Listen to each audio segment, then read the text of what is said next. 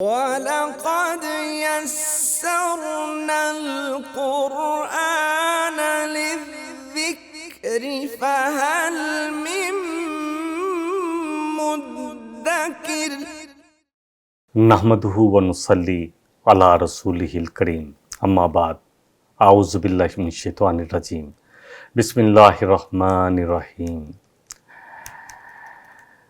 سورہ الانعام الحمدللہ ہم 45 آیتیں پہلے کر چکے ہیں پورے۔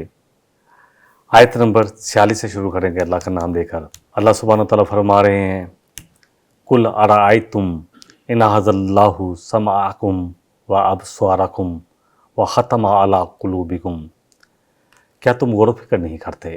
یہ دیکھنا بصیرت والا، غور و فکر والا دیکھنا ہے۔ نبی صلی اللہ علیہ وسلم ان سے کہیے کہ کیا ہے مشرکین مکہ، 10 سال 11 سال ہو گئے تمہیں سمجھاتے ہوئے، اور اس کتاب نے تمہارے ہر بات کا جواب دیا ہے۔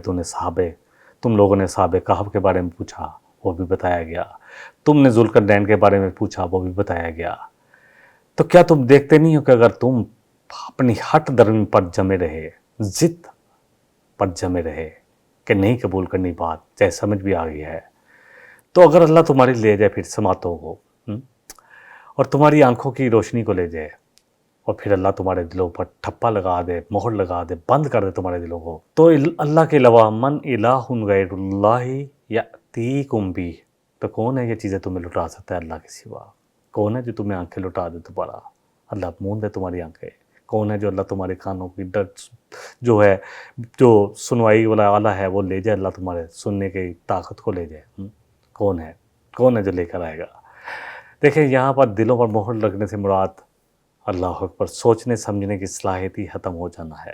اصل بات یہ ہے کہ انسان جب اس میں صلاحیت ختم ہو جائے نا ضد کی وجہ سے، اور یہ ہوتا ضد کی وجہ سے ہے، جو لوگ بات کو چاہے سنتے ہیں عمل نہیں کر پاتے تو یہ کمزوری ہے، لیکن سنتے ہیں سمجھتے ہیں، دنیا میں بھی بہت انٹلیکچول ہوتے ہیں، بڑے سمجھدار ہوتے ہیں، لیکن پھر بھی نہ مانے تو کیا کرتا ہے اللہ ان کے ساتھ؟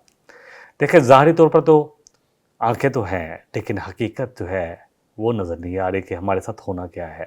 کان بھی ہیں لیکن جو بات سننے والی ہے وہ کانوں میں اترتی نہیں ہے۔ دل بھی ہیں لیکن دل میں جو بھی خیالات آتے ہیں وہ آتے ہیں، جو سمجھنے والی چیز ہے وہ دل دماغ اس سے سمجھنے کی کوشش نہیں کرتے، دل اور دماغ کو استعمال ہی نہیں کرتے۔ تو اللہ کہہ رہے ہیں کہ اگر اللہ لے جائے من الہ غیر اللہ یأتیکم بہ، تو کون لے کے آئے گا تمہارے لیے سننے کی سمجھنے کی جو صلاحیت ہے، دیکھنے کی صلاحیت اور بات کو سمجھ کر اس پر عمل کی صلاحیت کون لے کر آئے گا؟ دیکھیں اللہ سبحانہ وتعالیٰ سورہ ملک میں آیت نمبر 23 میں فرماتے ہیں قُلْ هُوَ الَّذِي أَنشَأَكُمْ وَجَعَلَ لَكُمُ السَّمْعَ وَالْأَبْصَارَ وَالْأَفْئِدَةَ۔ وہ اللہ ہی تو ہے، اللہ اکبر، جس نے تمہیں پیدا کیا، پھر تمہارے لیے دیکھیں انسان کی یہ بہت قیمتی چیزیں ہیں۔ اللہم عافنی فی بدنی، اللہم عافنی فی سمعی، اللہم عافنی فی بصری، لا الہ الا انت۔ نبی صلی اللہ علیہ وسلم کی دعا ہے کہ اللہ تو میرے پورے جسم کو عافیت دے دے، اور اس میں بھی اللہ میرے کانوں کو اور میری نظر کو، کیونکہ کان اور نظر ہی تو ہیں جس سے ہم سوجھ بوجھ سے کام کرتے ہیں۔ اللہ اکبر۔ تو اللہ فرما رہے ہیں سورہ الملک کی آیت نمبر 23 میں قُلْ هُوَ الَّذِي أَنشَأَكُمْ، وہی تو ہے جس نے تمہیں پیدا کیا، اور وَجَعَلَ لَكُمُ السَّمْعَ وَالْأَبْصَارَ، اور تمہارے لیے سماعت سننے کی طاقت قوت دی تمہیں، اور بصیرت دی۔ اصل تو بصیرت جو ہے وہ دل کی ہے۔ سورہ حج میں ہم پڑھیں گے اللہ کہہ رہے ہیں کہ آنکھیں اندھی نہیں ہوتی بلکہ دل جو ہے نا سینے میں جو ہے وہ اندھے ہو جاتے ہیں، سوچنے سمجھنے کی صلاحیت چلی جاتی ہے۔ تو اللہ فرما رہے ہیں اور لے جائے اللہ تمہارے سوچنے سمجھنے کی صلاحیت والافئدہ، فائدے سے ہے نا، دل و دماغ سے ہم سوچ کر کسی چیز سے فائدہ اٹھاتے ہیں، کسی چیز کو سمجھتے ہیں، تو لے جائے اللہ تمہاری تینوں قوتوں کو۔ قلیلا ما تشکرون، تو تم بہت کم ہیں جو تمہیں شکر گزار ہوتے ہیں، جو ان سے وہ کام لیتے ہیں جس کے لیے اللہ نے تمہیں یہ دی ہیں۔ انظر کیف نصرف الآیات، اللہ فرما رہے ہیں کہ دیکھو کیسے اللہ اپنے آیات کھول کھول کر بیان کر رہے ہیں۔ ثم ہم یصدفون، پھر بھی وہ صدفہ منہ پھیرے ہوئے ہیں، اعراض کیے ہوئے ہیں، دیکھ نہیں رہے کس کی طرف؟ ہدایت کی طرف۔ کتابیں پڑھی ہوئی ہیں، اللہ کا قرآن ہماری الماریوں میں سجے ہوئے ہیں، کبھی کبھی تو اتنے اونچے رکھے ہوئے ہیں کہ ہاتھ ہی نہ پہنچے، اس کو صرف برکت کے لیے پڑھا جاتا ہے، صرف سمجھنے کے لیے نہیں، عمل کے لیے نہیں، تاکہ ہماری زندگیاں روشن ہو جائیں. دنیا کی کون سی کتاب ہے مجھے بتائیں؟ کوئی اگر MBBS کرتا ہے، اگر میڈیکل کی کتابیں پڑھتا ہے تو کیا انگلش تو کوئی بھی پڑھ لے گا، میں اور آپ بھی پڑھ لیں گے، لیکن جب تک اس کو سمجھا نہ جائے اور پریکٹس نہ کی جائے. ہاؤس جاب جو ہے نا وہ لازم ہے ایک ڈاکٹر کے لیے، جب تک چاہے سائیکیٹرسٹ ہو تب تک وہ نہیں کر سکتا جب تک وہ پریکٹس نہ کر لے. میڈیسن نہیں دے سکتا، کسی کو فائدہ نہیں پہنچا سکتا. تو کیسے ہو سکتا ہے یہ قرآن جو ہماری الماریوں میں سجا ہوا ہے، پھر بھی ہم منہ موڑے ہوئے ہیں، رخ پھیرے ہوئے ہیں. یقین جانیں. اگلی آیت نمبر جو ہے 47 میں اللہ ہمارے کل ارائیتکم ان اتاکم عذاب اللہ بغتۃ. اللہ اکبر. اے نبی صلی اللہ علیہ وسلم ان سے کہیے، زبردست صورت ہے. یقین کریں توحید کے معاملے میں نے پہلے بھی بیان کیا اللہ نے کتنی دفعہ ان کو کیسے کیسے دعوت دے رہے ہیں کہ اے نبی صلی اللہ علیہ وسلم سے کہیے، آپ ان مشرکین مکہ سے جو بڑے بڑے سردار ہیں ان سے بات کریں کہ اگر آ جائے تم پر عذاب اچانک، او جہرتاً، یا اللہ کہہ رہے ہیں تمہاری آنکھوں کے سامنے صبح کے وقت، حل یہلک الا القوم الظالمون، تو کون ہلاک ہوگا پھر؟ تمہارا کیا خیال ہے کہ سارے ہلاک ہو جائیں گے؟ کس کو عذاب یہ ہلاک کرے گا؟ اللہ اکبر. ظالموں کے سوا، یعنی ظالم ہی ہلاک ہوں گے.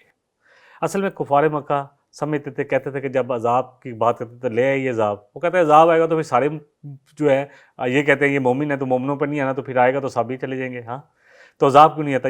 شاید وہ یہی سمجھتے تھے کہ عذاب آیا تو مومن کافر سب ہی ہلاک ہو جائیں گے. اللہ سبحانہ وتعالیٰ اس آیت میں فرما رہے ہیں، اللہ اکبر، اللہ کیا فرما رہے ہیں کہ بتاؤ حل یہلک الا القوم الظالمون، تو کون کس کو یہ ہلاک کرے گا؟ یہ عذاب جو اللہ کا آئے گا وہ کس پر آئے گا؟ ظالموں پر. دیکھیں جتنے بھی رسول جن میں اکثر مثال دیتا ہوں، جیسے نوح علیہ السلام ہے، ان کو اور ایمان والوں کو بچا لیا گیا، کشتی میں سوار کر کے باقی سب کو غرق کر دیا گیا. ایون کہ نوح علیہ السلام کی ایک بیوی اور ایک بیٹا بھی جو ہے وہ بھی ہلاک ہونے والوں میں سے تھا. اللہ اکبر. پھر اسی طرح اس کے بعد اگر آپ دوسری قوم دیکھ لیں، ہود علیہ السلام کی قوم جو ہے، قوم عاد، جو بڑی بڑی بلڈنگیں بنانے میں ماہر تھے، بڑی مضبوط تھے، جس کو پکڑتے تھے اس طرح پکڑتے تھے، بہت زبردست جنگجو تھے، ہلاک کر دیا.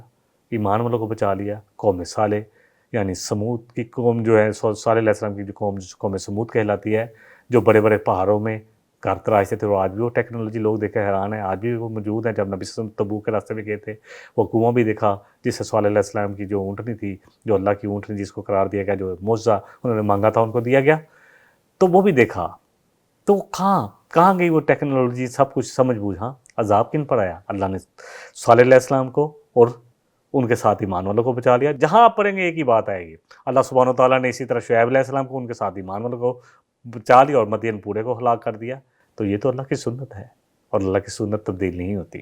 اللہ مومنوں پر وہ عذاب نہیں بھیجتے جو نہ ماننے والوں کو بھیجتے ہیں.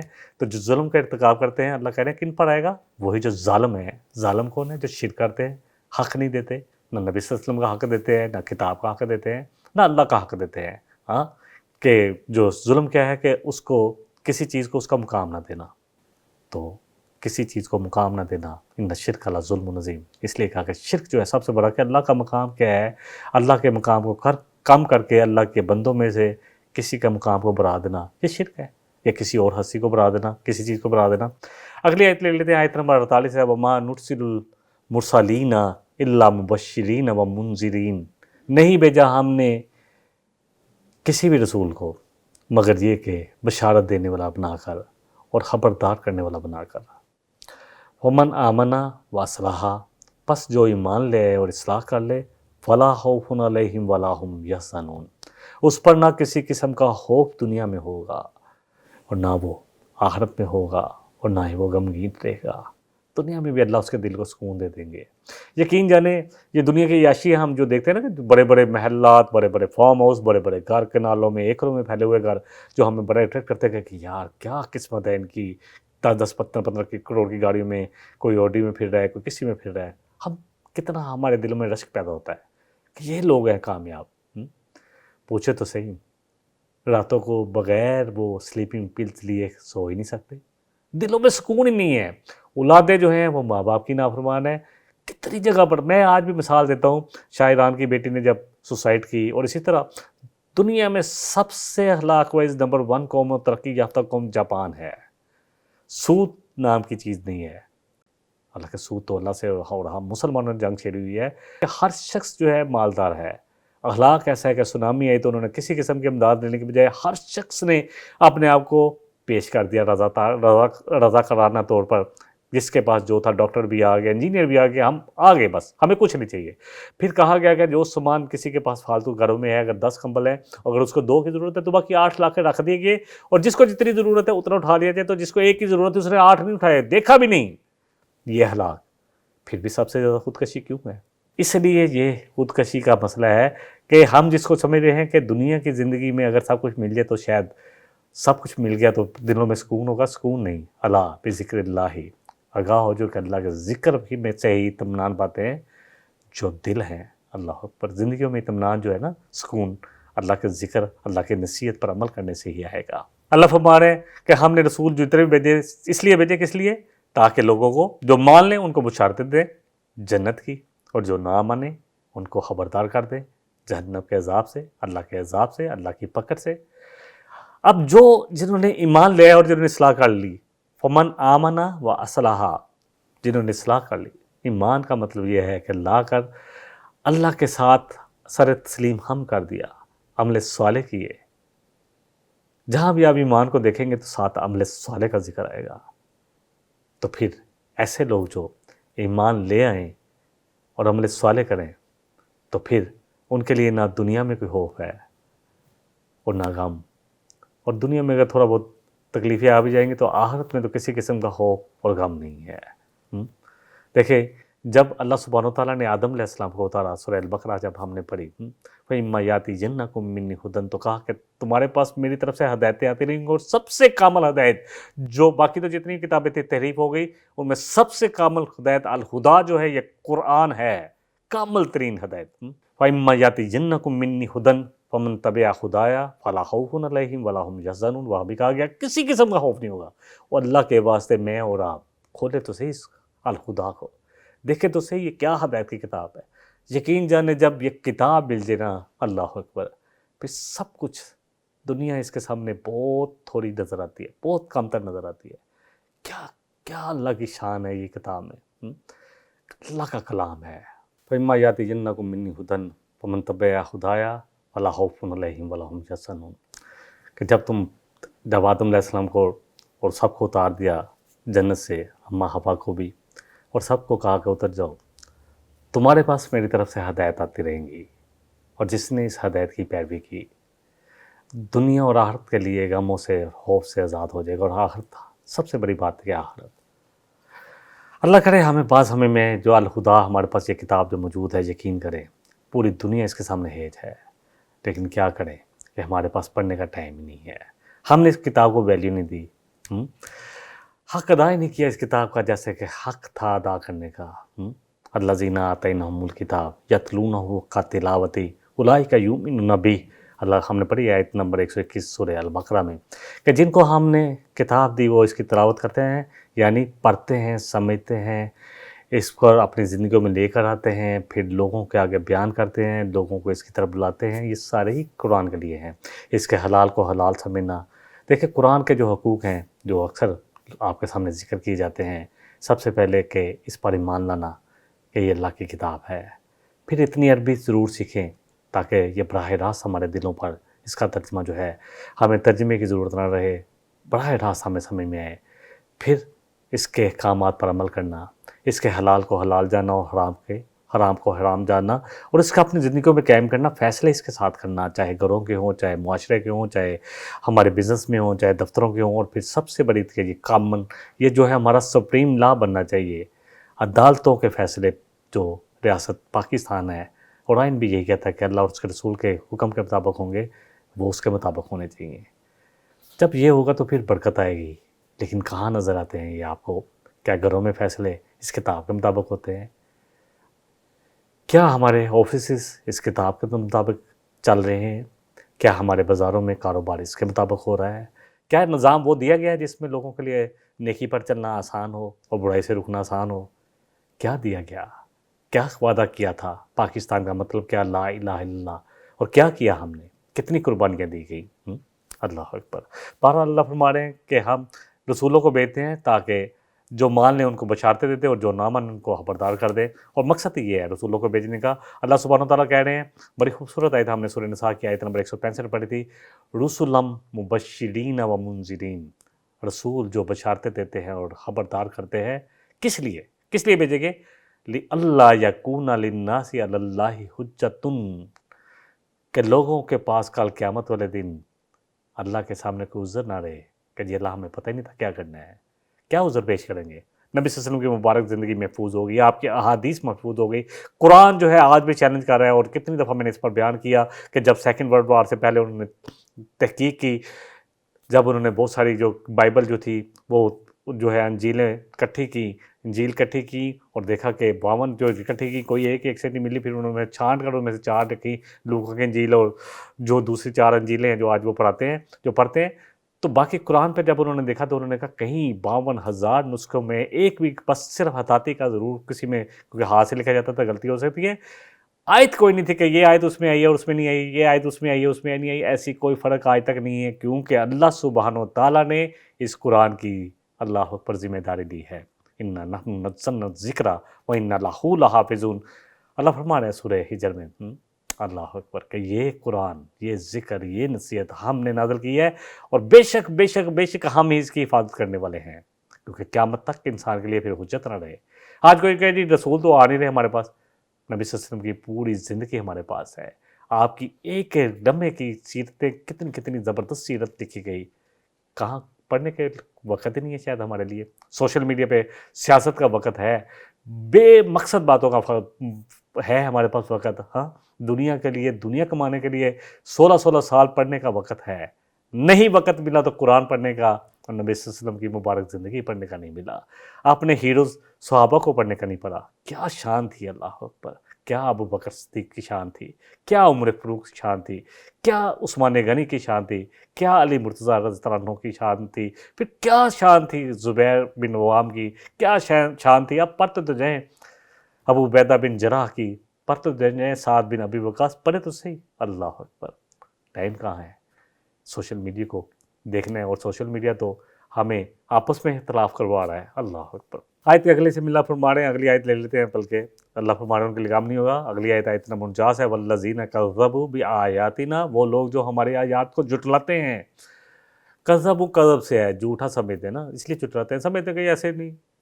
اللہ اکبر، یقین ہو تو کون جھٹلا سکتا ہے کہ اللہ کی بات جس کے پاس میں نے جانا ہے، جس کے سامنے میں نے کھڑا ہونا ہے، اللہ اکبر۔ نبی صلی اللہ علیہ وسلم فرمایا کہ ابن آدم قدم نہ اٹھا پائے گا جب اللہ کے سامنے کھڑا ہوگا، جب تک کہ 5 باتوں کا جواب نہ دے دے، اور یہ باتوں کے جواب ہمیں کہاں سے ملیں گے؟ نمبر 1، عمر کن کاموں میں گزری، نمبر 2، جوانی میں کیا کرتے رہے، نمبر 3، مال کیسے کمایا، پھر پوچھا جائے گا خرچ کہاں کیا، ہاں حلال کمایا تو خرچ جہاں مرضی کرو، اللہ تعالیٰ میں اللہ کے حکم کے بغیر کرتے رہو، یشیا کرتے رہو، اور پھر جو علم، کیونکہ علم فرض ہے، طلب العلم فریضۃ علی کل مسلم، ہر مرد اور عورت پر دین کا علم حاصل کرنا فرض ہے، تو جو علم حاصل کیا اس پر عمل کتنا کیا، فرض ہے۔ پوچھا جائے گا تو ہم کہیں گے ہم نے علم ہی نہیں حاصل کیا، ڈبل مار پڑے گی، ڈبل مار، اس لیے کہ ایک بچہ تو یونیورسٹی جاتا ہے، ٹوٹی پھوٹی کوشش کرتا ہے، دن رات لگاتا ہے، جتنی صلاحیت ہے کوشش کرتا ہے، چلو پاس ہو جاتا ہے، زیادہ ہائی پوزیشن نہیں لیتا، اور ایک کو کہے کہ میں نے تو جانا نہیں ہے، اللہ اکبر، اللہ اکبر، دنیا کے علم بہت بڑے ڈگریاں لے لیں، لیکن جو العلم ہے اس کی طرف آئے نہیں۔ والذین کذبوا بآیاتنا یمسهم العذاب، تو ان کو ضرور پہنچے گا عذاب، دنیا میں نہیں تو آخرت میں پہنچے گا، ویسے تو دنیا میں بھی پہنچتا ہے، قبر کے عذاب پہ بھی ہمیں یقین ہونا چاہیے، بما کانوا یفسقون، جو انہوں نے فساد مچایا، فسق کون ہوتا ہے؟ شیطان کے بارے میں آتا ہے سورہ الکہف کی آیت نمبر 50 میں، کان من الجن ففسق عن امر ربی، وہ جنوں میں سے تھا اور اس نے اپنے رب کی حدود کو پھلانگ دیا، حدود سے باہر نکل گیا، اللہ کے حکم سے باہر نکل گیا۔ تو ہر فاسق جو اللہ کو حکم کو نہ مانے، میں نے تو جتنے بھی سنے ہیں، اور نبی صلی اللہ علیہ وسلم فرمایا جو میں کہہ رہا ہوں کہ آپ کی زبان اثر سے وہی نکلتا تھا جو اللہ چاہتے تھے، تو آپ کی حدیثیں بھی میں نے پیش کر دی کہ ابن آدم قدم نہیں اٹھائے گا، اور پھر یہ دین کا علم حاصل کرنا ہر مسلمان مرد اور عورت پر فرض ہے، تو کیا جواب دیں گے کل میں اور آپ؟ ہم سب سوچیں، میں، میرے بچے، میرے گھر والے، میرے دوست احباب، اس طرح ہر شخص یہ بات سوچے کہ کیا جواب ہوگا میرے اور آپ کے پاس، کہ اللہ اتنا ٹائم نہیں ملا، دنیا کے دندے میں دنیا کمانے میں لگے رہے، دنیا کے علم حاصل کرنے میں، یا بزنس اپنے بزنسوں میں کھو گئے کہ ابھی بچے کی شادی کرنی ہے، ابھی بچے کی تعلیم مکمل ہو جائے، اس کا مستقبل بن جائے، اور پھر اللہ تیرے پاس آ گئے، کیا جواب ہوگا؟ پھنسا کا ہے اللہ کی حکم عدولی کرنا، اللہ کے حدود کو پامال کرنا، سب معنی آ جائیں گے۔ رسولوں کی بعثت کا مقصد جو ہے واضح کر دیا گیا ہے، عذاب کی نشانیاں دکھانے اور نہ بیچنے کے مقصد بھی بتا دیا کہ اللہ کی رحمت ہے کہ اللہ ان کو موقع اور دے رہا ہے، اور تکذیب اور نافرمانی کرنے والوں پر کو عذاب سے اللہ اکبر جو ہے اللہ خبردار کر دیا جائے۔ رسولوں کا یہی کام تھا، اور آج جو بھی یہ کام کرنا چاہتا ہے نا، جو آج کنتم خیر امۃ اخرجت للناس تأمرون بالمعروف وتنہون عن المنکر وتؤمنون باللہ، سورہ آل عمران کی آیت نمبر 110 میں ہم نے پڑھا کہ تم بہترین امت ہو۔ بہترین امت اسی وقت ہے جب ہم وہ کریں گے امر بالمعروف اور نہیں عن المنکر، رسولوں والا کام کریں گے۔ وَكَذَلِكَ جَعَلْنَاكُمْ أُمَّةً وَسَطًا لِتَكُونُوا شُهَدَاءَ عَلَى النَّاسِ وَيَكُونَ الرَّسُولُ عَلَيْكُمْ شَهِيدًا۔ تمہیں بہترین امت اس لیے بنایا گیا کہ تم لوگوں پر گواہی دو گے۔ رسولوں کے درمیان ہمیں اس لڑی میں پڑھو دیا گیا اس امت مسلمہ کو، مجھے اور آپ کو، ہم خوش قسمت ہیں، اللہ کھڑے کے جاگے ہیں کہ ہم سے وہ کام اللہ چاہ رہے ہیں کہ جو رسولوں نے کیا۔ اور نبی صلی اللہ علیہ وسلم نے جب خطبہ حجۃ الوداع میں سارا دن پہنچانے کے بعد کہا، اب عبداللہ بن عباس رضی اللہ عنہ فرماتے ہیں کہ اس اللہ کی قسم جس کے ہاتھ میں میری جان ہے، اللہ اکبر، نبی صلی اللہ علیہ وسلم نے کہا کہ انہو، کہ بے شک یہ نصیحت ہے، وصیت ہے میری، فَلْيُبَلِّغُ الشَّاهِدُ الْغَائِبَ، کہ پہنچاؤ جن تک پہنچ گیا، جو مسلمانوں کے گھر پیدا ہو گئے ان تک، جن تک نہیں پہنچا۔ تو کیا جواب دیں گے میں اور آپ کہ ہم نے تو خود ہی نہیں پڑھا تھا، اللہ ٹائم ہی نہیں تھا ہمارے پاس۔ اللہ اکبر۔ اگلی آیت بڑی زبردست آیت ہے، کل اللہ اکبر لا اقول لکم عندی خزائن اللہ، اے نبی صلی اللہ علیہ وسلم آپ کہہ دیجئے، آیت نمبر 50 ہے سورہ الانعام کی، کل لا اقول لکم عندی خزائن اللہ، کہ کہیے نبی صلی اللہ علیہ وسلم کہ میں نہیں کہتا کہ میرے پاس اللہ کے خزانے ہیں۔ اللہ کرے کہ بات سمجھ میں آئے، اللہ کرے کہ بات سمجھ میں آئے۔ یہ آیت جو ہے نا شرک کی واضح کرتی ہے، اور توحید پر اتنی زبردست آیت ہے، اور کلوایا کس سے جا رہا ہے؟ نبی صلی اللہ علیہ وسلم سے، جو دنیا میں جو رسولوں کے بھی امام ہیں۔ اللہ اکبر، ہماری جان اور مال ان پر نچھاور ہو جائے، ہماری اولادیں ان کے لیے قربان ہو جائے۔ یقین کریں ہمارا تو دین ہی مکمل نہیں ہو سکتا جب تک کہ میں اور آپ یہ نہ چاہیں کہ جب تک کہ نبی صلی اللہ علیہ وسلم کی زندگی، آپ جو تعلیمات لے کر آئے، یعنی یہ قرآن اور آپ کی سیرت اور آپ کے عمل، ہمیں اور آپ کی ذات ہمارے لیے ہماری جان سے زیادہ، ہمارے ماں باپ، ہمارے بچوں سے زیادہ عزیز نہ ہو جائے، اور دنیا کی ہر چیز سے زیادہ عزیز نہ ہو جائے، تو پھر تو اس کا مطلب ہے کہ ہمیں فوراً ہی آنا پڑے گا اللہ کے دین کی طرف، آنا پڑے گا۔ آپ نے کاروبار ضرور کریں، الحمدللہ، منع نہیں کیا گیا۔ عبد الرحمن بن عوف کتنے بڑے کاروباری، کہتے جب آپ وفات پا گئے تو آپ کی جو بیوائیں تھیں ان میں جب کاٹا گیا تو سونا اتنا تھا کہ وہ اس کو بھی کاٹنا پڑا، تو منع تو نہیں کیا۔ رحمان سچے تاجر جو ہے وہ تو کل قیامت والے دن انبیاء کے ساتھ ہوں گے، جو ایماندار ہوں گے۔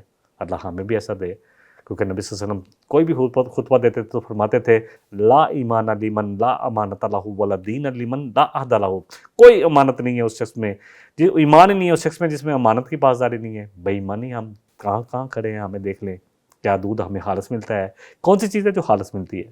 کوئی دین نہیں اس شخص کا جس میں وعدے کی پاسداری نہیں ہے، اور وعدے ہم کمٹمنٹ ہے، مجھے تو پتہ ہے میں کاروباری ہوں، کتنی کمٹمنٹ ہے پورے کرنے والے لوگ ہیں، اور کیسے کرتے ہیں لوگ۔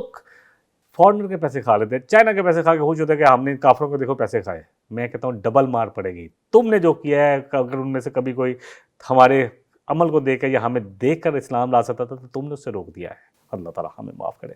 بہرحال اللہ فرما رہے ہیں کہ کل لا اقول لکم عندی خزائن اللہ، کہ کہیے کہ میرے پاس نہیں ہے اللہ کے خزانے، ولا عالم الغیب، اور نہیں ہے میرے پاس غیب کا علم۔ کتنی بحث ہوتی ہے، ہاں جتنی اللہ دے دے، سورہ جن میں آتا ہے، اور پھر اللہ ان کے ساتھ اپنے فرشتے بھی لگا دیتا ہے کہ کیا انہوں نے جتنا علم دیا گیا تھا پہنچا دیا؟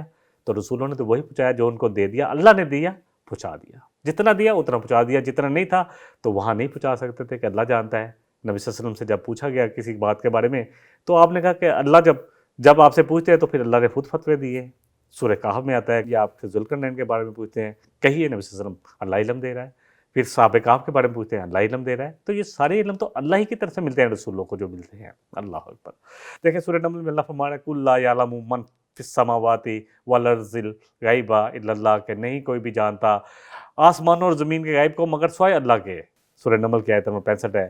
اسی طرح آتا ہے اللہ اکبر سورہ ہود کی آیت نمبر جو ہے وہ 31 ہے ولا اقولو لکم اندی خزائن اللہ، کن سے کہا گیا؟ وہ جو ہے نوح علیہ السلام، آپ کہیے کہ میرے پاس نہیں ہے اللہ کے خزانے، خزائن اللہ ولا عالم الغیب، اور نہ یہ کہ میرے پاس کوئی غیب کا علم ہے۔ تمام رسولوں نے یہی بات کی، اتنا علم تھا، غیب کا علم اتنا ہی تھا جتنا اللہ نے ان کو دے دیا۔ جو ہم سمجھتے ہیں نا کہ ہر چیز کو جاننے والے، اللہ کا علم جو ہے وہ اپنا ہے، اور جو رسولوں کو دیا گیا ہے وہ اللہ سے مستعار کیا ہوا، یعنی اللہ نے جو ان کو عطا کیا، جتنا چاہا اتنا دے دیا۔ وَلَا أَقُولُ لَكُمْ إِنِّي مَلَک، اور جو ہے رسول فرشتے بھی نہیں ہوتے، انسان ہے، ورنہ تو ہم کہتے ہیں کہ ہم کیسے ان کی پیروی کریں گے، وہ تو فرشتے تھے، ان کے ساتھ تو دنیا کی حاجات لگی نہیں تھی، نہ کھانے پینے کی ضرورت تھی، نہ ان کو شادیوں کی ضرورت تھی، نہ ان کے بچے تھے۔ اللہ اکبر! تو اللہ فرما رہے ہیں نبی صلی اللہ علیہ وسلم کہیے کہ میں یہ نہیں کہتا کہ میں کوئی فرشتہ ہوں، ان اتبع الا ما یوحی الی، کیا کرتا ہوں میں کون ہوں؟ میں تو صرف اس چیز کی پیروی کرتا ہوں، اس چیز پر عمل کرتا ہوں جو مجھ پر وحی کیا جاتا ہے۔ اور آپ پر کیا وحی کیا جاتا تھا؟ یہ قرآن۔ اللہ اکبر! اور پھر آپ نے پڑھ لیا سورہ ہود کی آیت نمبر 31 میں کہ آپ نے کہا میں فرشتہ بھی نہیں ہوں۔ دیکھیں بڑی خوبصورت آیت ہے، ہم پڑھیں گے انشاءاللہ اس کے بعد سورہ الاعراف میں، کل لا املک لنفسی نفعا ولا ضرا، کہیے نبی صلی اللہ علیہ وسلم کہ میں اپنی جان کے لیے کسی نفع نقصان کا بھی مالک نہیں ہوں، اختیار نہیں رکھتا، الا ما شاء اللہ، مگر جو اللہ چاہے، جتنا اللہ چاہے آپ کو دے دے۔ وَلَوْ كُنْتُ عَالَمُ الْغَيْبِ، اور اگر میرے پاس غیب کا علم ہوتا، لَسْتَكْثَرْتُ مِنَ الْخَيْرِ، تو میں ساری خیر لے لیتا، وَمَا مَسَّنِيَ السُّوءُ، اور نہ مجھے کوئی تکلیف پہنچتی۔ آپ کو پتہ ہوتا طائف والوں نے آپ کے ساتھ اتنی بدتمیزی کرنی ہے۔ نبی صلی اللہ علیہ وسلم سے جب حضرت عائشہ نے پوچھا کہ آپ پر سب سے زیادہ دن کون سا تھا، تو ان کا خیال تھا کہ آپ کہیں گے غزوہ احد کا دن، کیونکہ آپ کے دندان شہید ہوئے، آپ کو خود لگا، آپ کا خون کا فوارہ پھوٹا، آپ گر پڑے۔ اللہ اکبر! کیا ہوا؟ حمزہ رضی اللہ عنہ شہید ہوئے، جو آپ کے چچا زاد بھی تھے۔ اللہ اکبر! آپ کے دو شریک بھی تھے، کیا تکلیف پہنچی، لیکن آپ نے فرمایا طائف کا دن، کیونکہ ان کے سرداروں نے نہ صرف مانا بلکہ فوٹنگ کی، دونوں طرف واپس مات کو بھی نہیں مانا، اور پھر دونوں طرف جب آپ جا رہے تھے تو دونوں طرف اپنے اوباش لڑکے کھڑے کر دیے، پتھر مارتے تھے اور ساتھ ہوٹنگ کر رہے تھے، کیا بکواس کر رہے ہوں گے۔ اور نبی صلی اللہ علیہ وسلم نے کہا کہ وہ دعا جو ہے کہ اللہ تو مجھ سے ناراضی تو کوئی نہیں، یہ تو نے مجھے کن کے حوالے کر دیا؟ اللہ نے فرشتہ بھیج دیا، جبریل علیہ السلام، کہتے ہیں کہ میرے ساتھ پہاڑوں والا فرشتہ، اگر آپ کہیں تو ان کو پہاڑوں کے درمیان اکٹھا کر کے ان کو پیس دیا جائے۔ تو آپ نے فرمایا کیونکہ نبی رحمت صلی اللہ علیہ وسلم نبی رحمت ہے، رحمت، اللہ نے رحمت للعالمین بنا کے بھیجا ہے، تو کہا نہیں یہ نہیں تو ان کی نسلوں میں سے ضرور لوگ ایمان لائیں گے۔ تو ہمیں اللہ کرے قرآن سمجھ لیں تو پھر باتیں بڑی آسان ہو جائیں گی۔ آیت کا باقی حصہ مکمل کر لیتا ہوں۔ کل حل یستوی الاعمی والبصیر، کہیے نبی صلی اللہ علیہ وسلم کیا اندھا اور دیکھنے والا بصارت والا برابر ہو سکتا ہے؟ افلا تتفکرون، تو کیا تم تفکر نہیں کرتے، غور و فکر نہیں کرتے؟ یعنی ان کے مطالبات یہ تھے کہ نبی کے پاس خزانے ہونے چاہیے، مطلب ان کا یہ تھا کہ نبی معجزات بھی دکھائے، اس کے پاس خزانے ہونے چاہیے، سب سے زیادہ امیر نبی ہو، اس کے پاس جناب سب سے زیادہ دولت بھی ہونی چاہیے، اور اس کے پاس خزانے ہونے چاہیے، یہ فرشتہ ہونا چاہیے، یہ عام انسان ہونا نہیں چاہیے۔ اللہ اکبر! اللہ اکبر!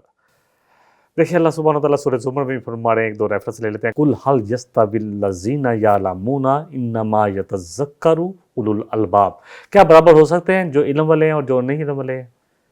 اللہ فرما رہے ہیں نصیحت تو وہی پکڑتے ہیں جو عقل مند ہیں۔ سورہ زمر کی آیت نمبر 9 تھی جو میں نے ابھی تلاوت کی، ایک آیت لے لیتے ہیں، بات کو مکمل کر لیتے ہیں۔ اللہ فرما رہے ہیں وَأَنذِرْ بِهِ الَّذِينَ يَخَافُونَ، آپ اس قرآن کے ذریعے نبی صلی اللہ علیہ وسلم بہی کا ذمہ جو ضمیر ہے قرآن کی طرف جا رہی ہے، آپ خبردار کر دیں، ڈرا دیں، ان کو خبردار کر دیں، ان کو جھنجھوڑ دیں اس قرآن کے ذریعے۔ کون لوگوں؟ کون ڈریں گے؟ الذین یخافون ان یحشروا، جن کو یہ خوف ہے، جن کو یہ ڈر ہے، جن کو یہ یقین ہے کہ وہ اللہ کے پاس اکٹھے کیے جائیں گے کل قیامت کے دن کا، جو ان کو ایمان ہے، الی ربہم، ان کو خبردار کر دیجئے۔ اللہ اکبر! سورہ ابراہیم میں بھی آتا ہے وَأَنذِرِ النَّاسَ یوم یاتیہم العذاب، ان لوگوں کو اس دن کے بارے میں خبردار کر دے جس دن عذاب ان کو پہنچے گا۔ فَیَقُولُ الَّذِینَ ظَلَمُوا، تو کہیں گے ظالم لوگ، ربنا آخرنا الی اجل قریب، تو اللہ یہ مہلت دے دے، بس تھوڑی سی اور دنیا میں بھیج دے، نجب دعوتک ونتبع الرسل، اور تیری دعوت کو قبول کریں گے اور رسولوں کو اپنی جٹلائیں گے، اتباع کریں گے ان کی۔ لیس لہم، اللہ فرما رہے ہیں آیت نمبر 51 کا جو باقی حصہ میں مکمل کر دیتا ہوں، لیس لہم من دونہم ولی ولا شفیع لعلہم یتقون، اور کیا ان کو خبردار کرتے جو یقین رکھتے ہیں کہ اللہ کے پاس جمع کیے جائیں گے، کہ ان کو بتا دے کہ تمہارے اللہ کے سوا تمہارا کوئی کارساز نہیں ہوگا، کوئی ولی نہیں ہوگا، اور کوئی سفارش نہیں کر سکتا جب تک کہ اللہ نے چاہے، لعلہم یتقون، تاکہ وہ بچ جائیں، اسی حساب سے تیاری کر کے آ جائیں۔ اور یہ حقیقت ہے کہ مشرکین اس قاعدے کی تردید نہیں کرتے تھے کہ اللہ ہے، لیکن ساتھ ساتھ یہ بھی سمجھ تھے کہ ہمارے دیوتا جو ہیں وہ ہماری مستقل سفارش کریں گے۔ بہرحال اللہ سے دعا ہے، اصل بات یہ ہے کہ جتنا کہا گیا، جتنا سنا گیا، اللہ ہمیں سمجھ دیتے اس چیز کی۔ قرآن کھلی کتاب ہے، قرآن ہمیں خبردار کر رہا ہے، قرآن ہمیں بشارتیں دے رہا ہے، قرآن ہمیں وعید دے رہا ہے کہ اگر نہ ماننا اللہ کی تو ایسے عذاب ملے گا، اور اگر مان لی تو کوئی خوف کوئی غم نہ ہوگا۔ قرآن ہمیں بتا رہا ہے کہ کسی کے پاس بھی کوئی خزانے نہیں ہے۔ ہم سمجھتے ہیں کہ فلاں کے پاس ہے، اللہ کے لیے اللہ کے ساتھ جڑ جائے۔ اللہ اکبر، کیسے ہو سکتا ہے کہ یہ سب کوئی انسان کر سکے؟ بات جو ہے، اصل جو ہے ہمارے لیے جو تعلیم کا سرچشمہ ہے وہ تو قرآن ہے اور نبی صلی اللہ علیہ وسلم کی ذات ہے۔ پڑھے پھر سمجھ میں آئے گی۔ اللہ کرے کہ بات کو سمجھیں، اور اللہ کرے کہ ابھی وقت ہے ہمارے پاس بات کو سمجھ کر اللہ ہم سے صحیح عمل کروا لے، اور اللہ ہمیں اپنے فضل سے، اپنی رحمت سے ہمیں ہدایت کی طرف لے اور ہدایت پر چلا دے، اور ہدایت پر ہمارا خاتمہ بالایمان فرمائے۔ اللہ تعالی ہم سب کو اسلام کی دولت عطا فرمائے اور اسلام پر زندہ رکھے اور ایمان کے ساتھ لے کر جائے۔